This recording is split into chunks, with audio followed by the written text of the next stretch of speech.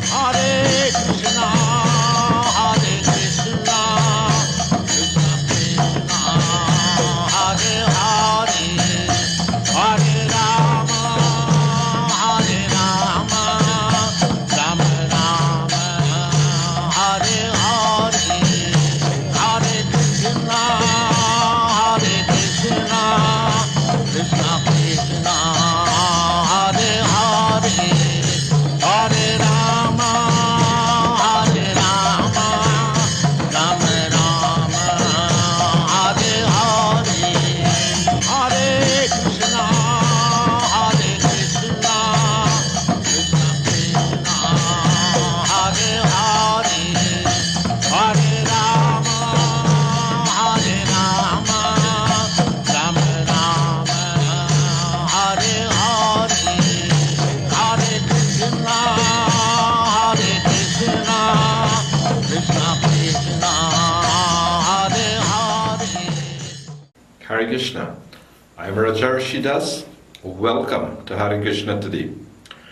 On today's program, we're going to speak about the subject matter that there is actually apparently contradictory opinions and versions on it. And in fact, we can find verses in the Bhagavad-gita that appears to be contradictory. And that is the subject matter of free will. What do you think? Do you think that we have free will? We can do what we want? Or do you think that we just controlled? We don't have any free will. Quite interesting.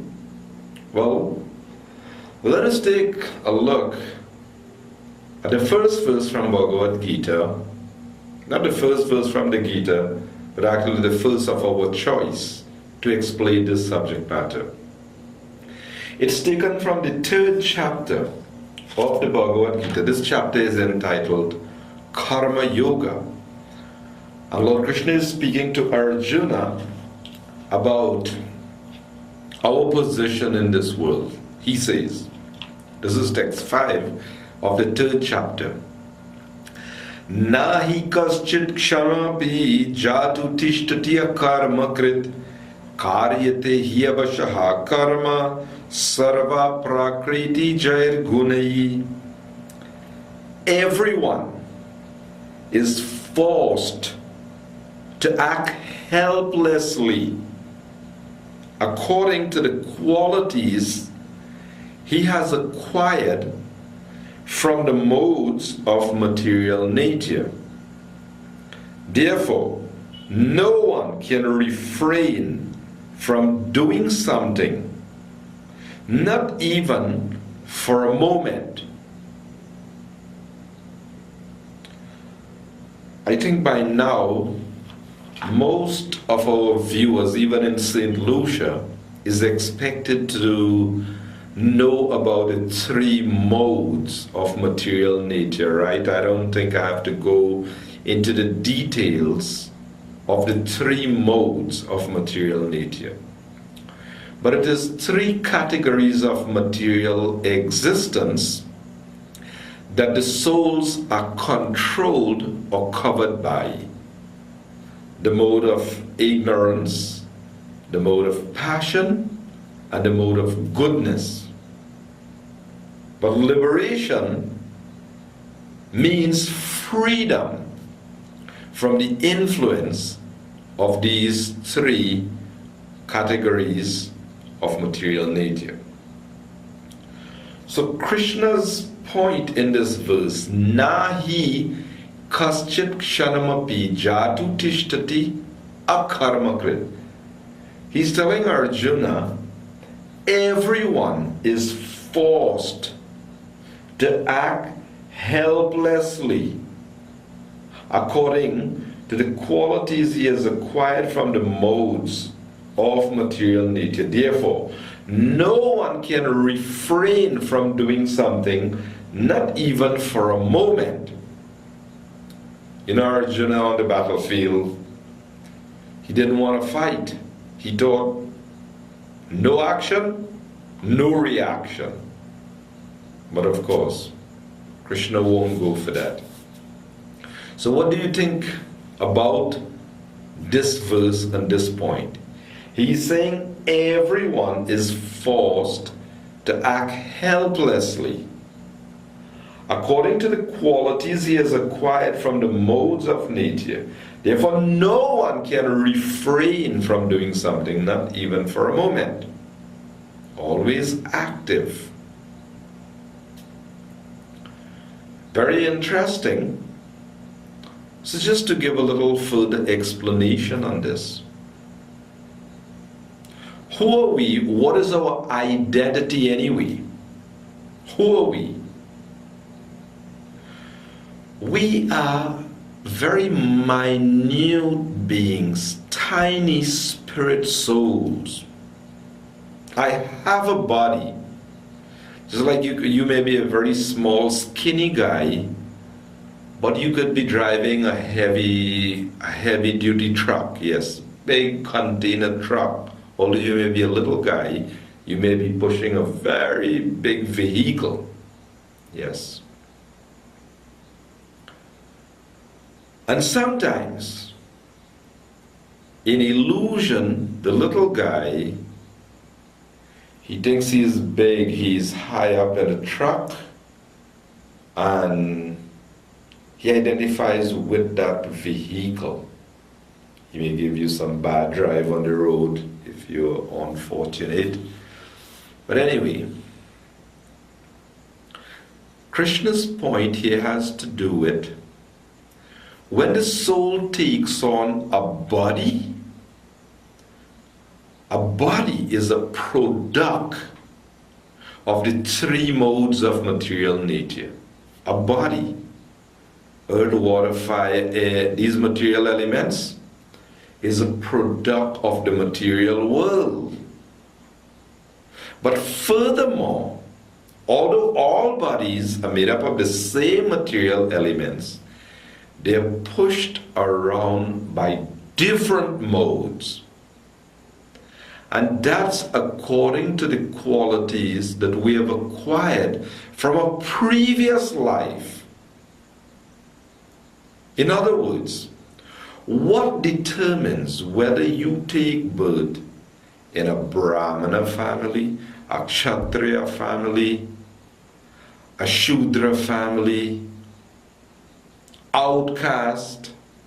What really determines that? And what you begin eating from the beginning of your life, what your parents are feeding you, what determines that? Is it by just random, just by chance? You just happen to fall into a particular family? No. As you sow, so shall you reap. So Krishna's point is that the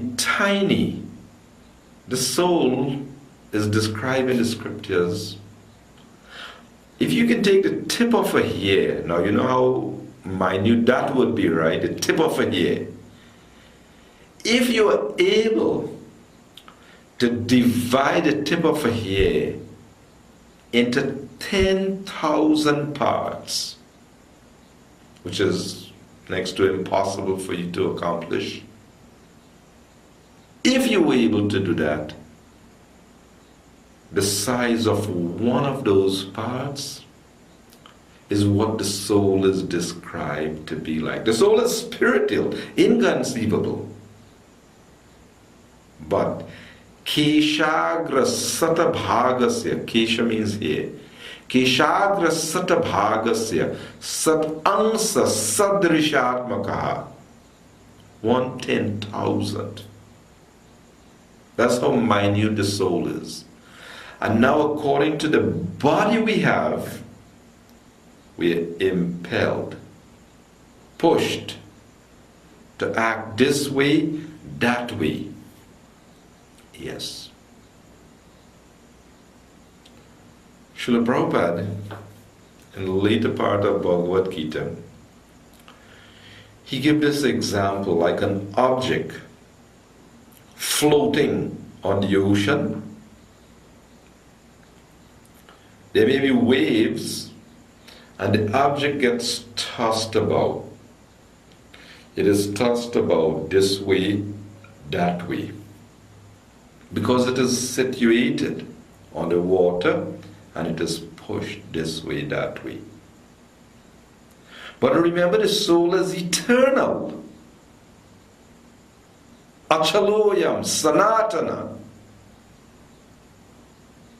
But if this soul is eternal, where does the question arise of birth, disease, old age, death?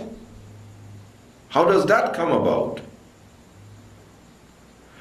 Well, that comes about under the spell of Maya or illusion. Yaya samohita jiva. Jiva means the life force, the Atma, the spirit soul. Maya or illusion means when that eternal soul misidentifies itself to be a body, which is a product of the material nature.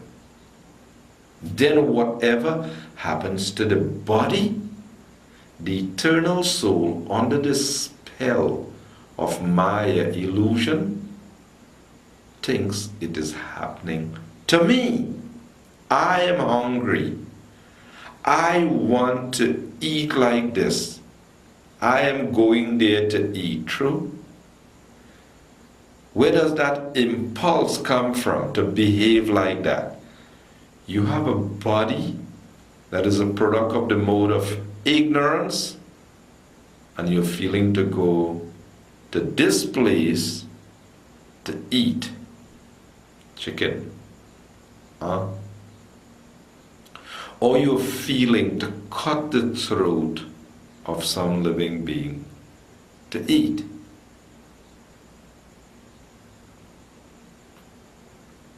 So Krishna's point here is that everyone is forced to act helplessly. We have a body and we are being pushed around by this body. Remember, actually it's the same third chapter later on. A subject matter came up about by what is a person impelled to sinful acts. Even Arjuna's word, anichan. Icha means desire. And Arjuna says, anichan, unwillingly, baladiva, as if by force, as though something is pushing you to do it. What, Krishna? And Krishna said, Kamaisha krodhaisha rajoguna samudbhava. It is lust only, Arjuna, which is the all-devouring sinful enemy of this world. Avritam jnanam etina. It covers over the real knowledge, the understanding of the soul. Yes. So when the soul's consciousness becomes covered over, then under the spell of Maya, he thinks, I am a body. I belong to this nation, this race, this tribe, this family. Yes. And he acts, he goes with the flow. Thinking, yes, I belong to this tribe, so these other people, they are our enemies. I belong to this nation, that other nation, they are our enemies. This is what it means to act, to be under the spell of Maya or illusion. So Krishna is saying we are forced to act helplessly. How does that sound to you? Does that sound like a good excuse for you that you could do anything and say, well, Krishna said that in the Gita. He said that everybody is just forced to act. So, Mr. Magistrate, it wasn't my fault that I killed this guy. Krishna said in the Bhagavad-gita, I'm forced to act, so, tough luck for him. I was just forced by something. And maybe you could learn a little Bhagavad-gita and see if you'll get away with it. Say, well, look, the three modes is pushing me. How about that? Think you'll get off with that one? Not so likely. Ignorant as they are, you will be held accountable. So, let us look at another point, contradictory point Krishna is making to Arjuna. This happens to be, he's concluding the Gita. This is 18th chapter. Text 63 of the 18th chapter. Idite jnanam akyatam guhyat guhyataram maya vimrishyaitar asheshena yathechasi tatha kuru. Thus I have explained to you knowledge still more confidential. Deliberate on this fully and then do what you wish to do. How does that one sound to you? Srila Prabhupada said in the purport. Hear the words, Yathechasi tatha kuru. As you like, you may act. Indicate that God does not interfere with the little independence of the living entity. In Bhagavad-gita, the Lord has explained in all respects how one can elevate his living condition.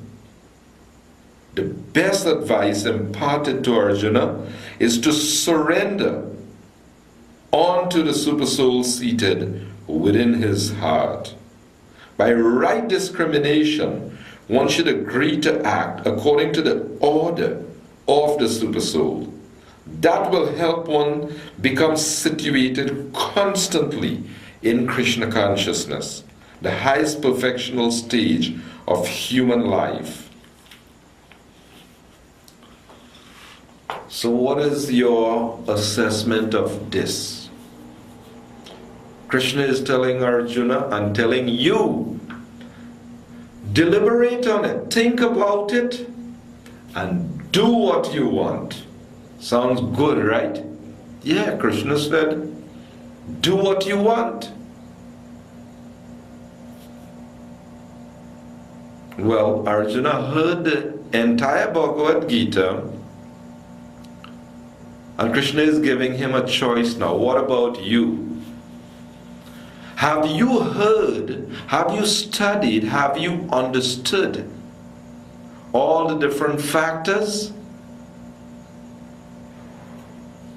Well, for a lot of people, who cares? What is Bhagavad-gita? Who is Krishna? I have my life to live. I have this to do. I have that to do. I want to do this. I want to do that. Why should I have to hear from Krishna? So for a lot of people, it doesn't even matter. At least they think so. It doesn't matter. So Krishna has explained the Bhagavad-gita to Arjuna. But Srila Prabhupada's point in the purport, God does not interfere with the minute free will that the souls have. We have free will because we are part and parcel of God. Just like a drop of water from the ocean has the same chemical properties as the ocean, so too, we as tiny souls, we have qualities of God to a minute degree. And one of these qualities, Swarat, independent. God is Swarat, He is fully independent, totally independent. But we, being part of Him, we have minute independence. Why are you sitting down looking at this television program? You have free will. You have choice. You could do this. You could do so many other things. You have choice. Just like citizens in a country, they have choice.